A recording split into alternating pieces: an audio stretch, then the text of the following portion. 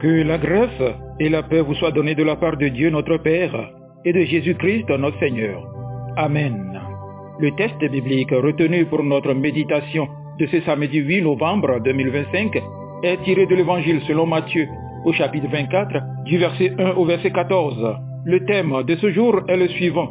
Efforce-toi de comprendre les signes des temps et persévère dans la foi. Prions. Seigneur notre Dieu, nous venons maintenant écouter ta parole. Ouvre nos cœurs, éclaire nos pensées, afin que nous comprenions ce que tu veux nous dire aujourd'hui.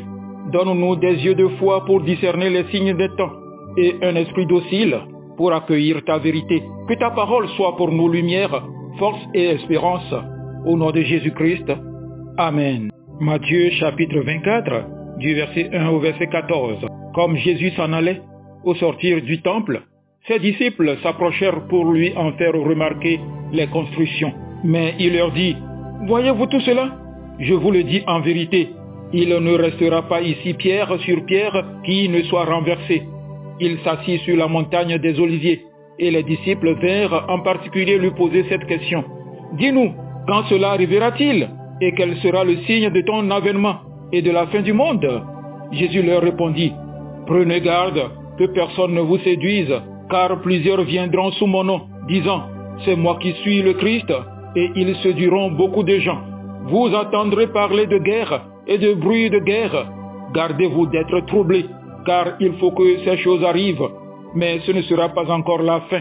Une nation s'élèvera contre une nation, et un royaume contre un royaume, et il y aura en divers lieux des famines et des tremblements de terre. Tout cela ne sera que le commencement des douleurs. Alors on vous livrera au tourment, et l'on vous fera mourir, et vous serez haïs de toutes les nations à cause de mon nom. Alors aussi plusieurs succomberont, et ils se trahiront, se haïront les uns les autres. Plusieurs faux prophètes s'élèveront, et ils séduiront beaucoup de gens. Et parce que l'iniquité se sera accrue, l'amour du plus grand nombre se refroidira. Mais celui qui persévérera jusqu'à la fin sera sauvé. Cette bonne nouvelle du royaume sera prêchée dans le monde entier pour servir de témoignage à toutes les nations. Alors viendra la fin. Amen. Frères et sœurs, nous vivons dans un monde qui va vite. Les nouvelles tombent chaque jour. Guerre, catastrophes, injustice, confusion morale. Beaucoup se demandent, où est Dieu dans tout cela? D'autres disent, c'est la fin du monde.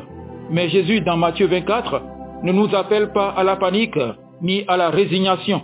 Il nous appelle à ouvrir les yeux, pas seulement nos yeux physiques, mais les yeux de la foi. Parce que ce n'est qu'avec les yeux de la foi qu'on peut comprendre les signes des temps et tenir ferme jusqu'à la fin. Les disciples montrent à Jésus la beauté du temple. Ils sont impressionnés par les pierres, par la splendeur du bâtiment. Mais Jésus regarde plus loin. Il voit ce que les autres ne voient pas.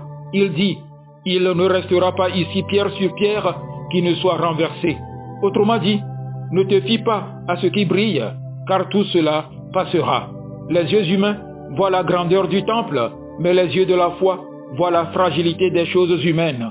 Frères et sœurs, les yeux de la foi ne regardent pas seulement ce qui est visible, ils regardent ce que Dieu est en train de faire dans l'invisible. Nous marchons par la foi et non par la vue. 2 Corinthiens chapitre 5 verset 7. Quand tu regardes l'actualité, que vois-tu? Des guerres, des crises, des injustices? Ou vois-tu aussi un Dieu qui prépare son retour, qui purifie son Église, qui réveille le cœur? Comprendre les signes des temps, ce n'est pas s'arrêter aux apparences, c'est apprendre à voir avec les yeux du royaume. Garder les yeux fixés sur Jésus, c'est persévérer dans la foi. Jésus annonce des temps de confusion. Plusieurs faux prophètes s'élèveront et séduiront beaucoup de gens. Et parce que l'iniquité se sera accrue, l'amour du plus grand nombre se refroidira. Ce texte nous décrit, nous aujourd'hui, le cœur se refroidissent, les croyants se découragent, la foi vacille. Mais Jésus ajoute, celui qui persévérera jusqu'à la fin sera sauvé. Comment persévérer? Pas en regardant les circonstances, mais en gardant les yeux fixés sur Jésus. Quand Pierre a marché sur l'eau, il a commencé à couler dès qu'il a regardé les vagues. Mais tant qu'il regardait Jésus, il marchait. C'est pareil pour nous. Quand nous regardons le chaos autour, nous perdons pied. Mais quand nous fixons nos yeux sur le Seigneur, nous avançons au-dessus des tempêtes. Persévérer dans la foi, c'est apprendre à voir la main de Dieu même dans la nuit. C'est dire, je ne comprends pas tout, mais je sais que mon Dieu règne. Jésus termine en disant, cette bonne nouvelle du royaume sera prêchée dans le monde entier. Quelle espérance! Même dans les temps troublés, Dieu continue son œuvre. L'évangile avance, des vies sont transformées, des cœurs reviennent à Dieu. Les yeux humains voient la décadence, mais les yeux de la foi voient le réveil. Ils voient Dieu à l'œuvre, là où les autres ne voient que le désespoir. Alors, au lieu de te lamenter sur la situation du monde, ouvre les yeux de ton cœur et dis, Seigneur, montre-moi où tu agis et fais-moi participer à ton œuvre. Frères et sœurs, Dieu nous appelle aujourd'hui à changer notre regard. Ne vois plus avec les yeux de la peur, mais avec les yeux de la foi. Ne regarde plus les problèmes, mais regarde le Dieu qui règne au-dessus d'eux. Ne te décourage pas, car celui qui persévère jusqu'à la fin sera sauvé. L'homme regarde à l'apparence, mais l'Éternel regarde au cœur. 1 Samuel chapitre 16, verset 7. Oui, les temps sont difficiles, mais Dieu reste fidèle.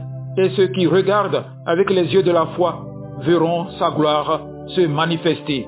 Amen. Agréable journée à vous tous.